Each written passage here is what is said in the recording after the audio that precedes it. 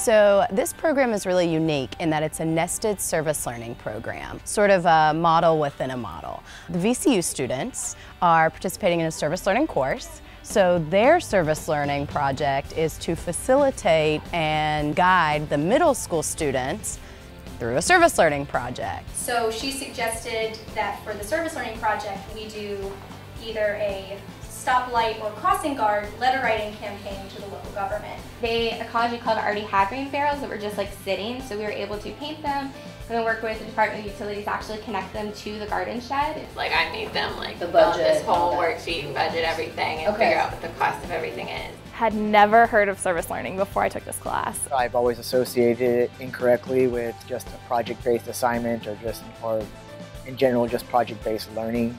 It's a unique program in that you rarely get that nested model, and specifically in teacher education. So I think that it's a win-win because we focus a lot on the complexities of teaching. Building relationships with your community, making sure you're an advocate for your job and being a part of the decisions that go into being a teacher leader. So it's really important for, I think, adults, especially in college, to get that experience of what it's like to work with that age group and really understand where they are, where they're trying to go, what they're trying to do, and what motivates them. And the main idea is, yes, we want teachers to become confident and experienced in delivering content, instructional styles, curriculum, but also they need to be competent in relationship building and understanding that relationship building and relationships are critical. So we're in Cloud 9. Cloud 9 was designed with Mr. Velasco, our Practicum student from VCU for service learning, along with the students. Well, I was at Richmond Educational Academy for Learning. That is a school that is inside of Henderson Middle School. My project was really based on creating positive learning environments and welcoming environments within the school. They have identified a space and a need in our school for a common area for the students to kind of come and zen out per se, and just to read a book or to color or just to kind of do some deep breathing. Well, with our project, we let the students pretty much run the show and gave them a little bit of ideas about what they could and could not do within the realm of their space that they wanted to change, and they took off and ran with it. So this room was a blank slate before we started, and the kids have designed this. They ended up selecting an interior and an exterior space that they wanted to change and develop. They took all of the measurements for creating a small garden space and calculating the volume of mulch and doing all the research for what kind of items they wanted to change into a room as far as interior design. They did budgeting goals and price shopping to really decide, there's 1,000 things that I want to do with this room, but I can't do everything with that specific budget, and really bring it down to size and scope and something that they could actually see and make into a reality. And here we are today in Cloud 9. My partner and I, Peter Labar, worked at Lucille Brown Middle School, and we worked with Mr. Behrman, and our project was to calculate the carbon footprint of Lucille Brown Middle School. They had a good time, for the reason primarily that they got to ask questions that they don't normally get to ask and find information that they didn't think they'd be privy to. I think when you can add any kind of component where they're actually actively investigating something in their own community or doing something that they think has some worth or value, which comes back to them choosing it on their own, they're going to be more motivated to learn about it. And then after the fact, when you use a term that was relevant to the service learning, it's going to ping in their mind that activity that they did. I help facilitate when they go into the classroom. I sort of act as a liaison at times between them and their mentor teachers to kind of see how things are going and see how I can enhance communication, because there's a lot of moving parts to a service learning project between VCU, what's going on in the classes for our student teachers, what's going on in the classrooms at the middle schools, and trying to bridge all of these things.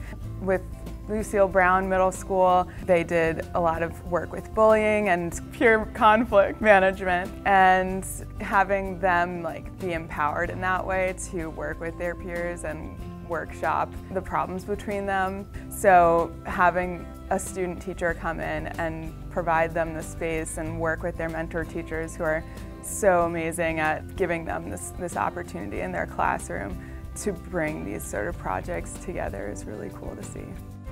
Last semester they focused a lot on conflict resolution, and so this semester we really wanted to focus on anger management and stress management. The main focus was to create items to help students calm down and deal with stress and anger, like calming bottles that can be used to calm you down, making stress balls out of balloons and rice. A lot of the kids are really talented artists, so they drew their own coloring pages. And another thing that we did, if you see this beautiful trifold that the 6th graders made, there was an IB community day, and the students were there to talk to people about different tips that they had for managing anger and stress, and to also advertise to the other 6th graders about the conflict resolution.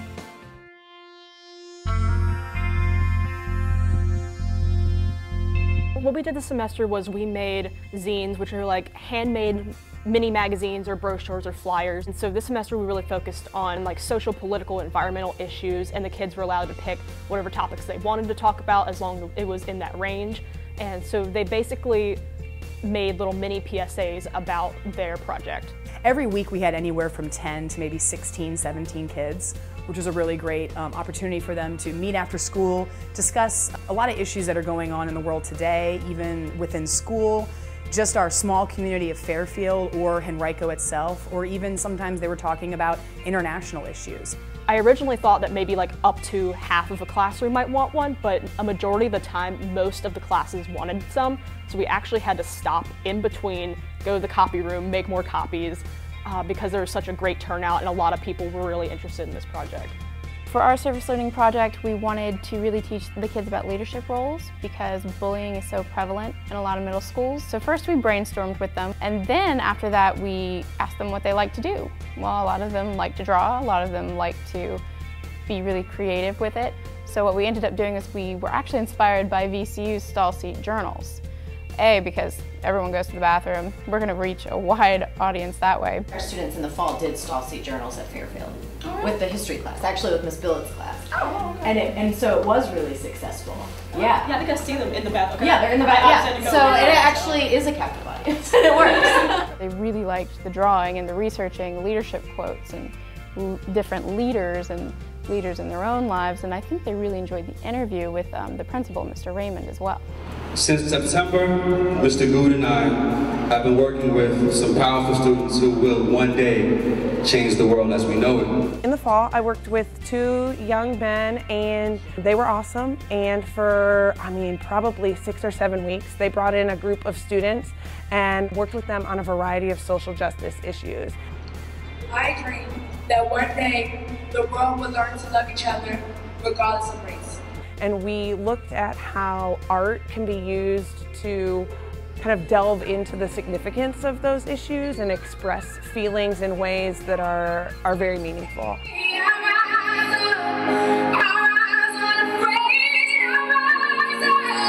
And we held kind of a social justice awareness event and invited everybody to come in and just hear and see what the students had been working on. Students wrote the words to the songs, the students choreographed the dances, and that is immense to me. I'm like, I can do that, but these are really talented individuals, and I am just really blown away by the talent that's in front of me right now. Please give it up for all of these students. For the spring, my Practicum students worked with, again, a different group of students who were interested in making a documentary. And so we looked at people oftentimes maybe misperceive Fairfield, and we thought about how can we go about changing the way people perceive the school. And so the documentary became a means of saying, like, you might think blank, but ultimately our school is really, and then fill in the blank. And now we're in the process of having that edited, and it'll turn into a feature that will show the students and their families, and then hopefully with permission push out to the community as a way of saying, like, look how awesome Fairfield is. I was with Miss Pierpont's world history class, and our project was on religious tolerance, religious acceptance and awareness at Fairfield. It was actually a student-driven project. Some of the students said, this is an issue that we want to work on. It's something that's going on in the real world. So they took to it really quickly. They were so interested. Even some of the quieter students could not wait to share information that they had found via research. They wanted to talk about their own personal experiences, their family experiences. So it was really, really student-driven. We also had a lot of social justice oriented projects, and really the focus was student voice and activism. And when I say activism, what I really mean there is action. Several of our schools have garden projects, so it's easy, to make that connection between service learning when you have an amazing school garden program already in place. So several of our projects focused on either fundraising for the garden, creating a democratic garden club, student voice to make decisions about the garden program.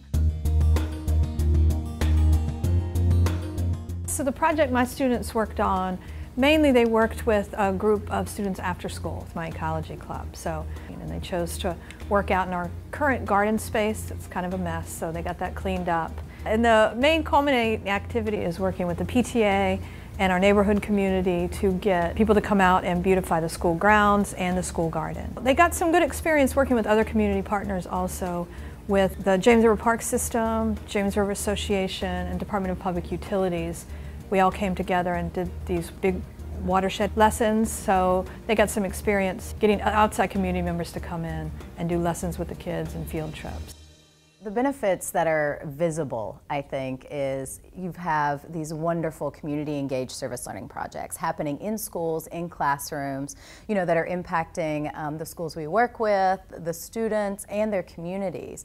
But I think something that's not so visible is the impact on our VCU Practicum students. Because at the beginning of the semester, every year, many of my students say, well, I'm a little hesitant to go to that school, or I'm a little scared to work with those students. And when we start to talk about that, I think, a lot of their trepidation is because of stereotypes that they hear often in their community. And so midway through the semester, and especially by the end of the semester, always, the students say, wow, this is such an amazing experience. These kids are amazing. And to reflect on that in a way that's really meaningful and leads to sort of the dismantling of these negative perceptions and stereotypes.